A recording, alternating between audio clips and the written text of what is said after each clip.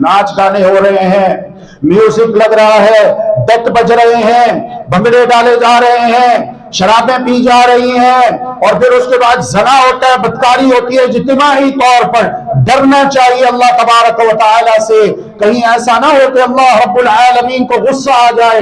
وہ اللہ رب العالمین جسے نہ نیند آتی ہے نہ اونگ آتی ہے، کہیں ایسا نہ ہو کہ اللہ جباروں کا ہار کو غصہ آ جائے اور پھر وہ ہو جائے جو محمد الرسول اللہ صلی اللہ علیہ وسلم بیان کر گئے ہیں کہ بندر اور خنزیر اور سور بنا دیا جائے گا۔ استغفر اللہ واتوب الیہ۔ ایسا کرنے والوں کو بندر اور خنزیر بنا دیا جائے گا۔ استغفر اللہ واتوب الیہ۔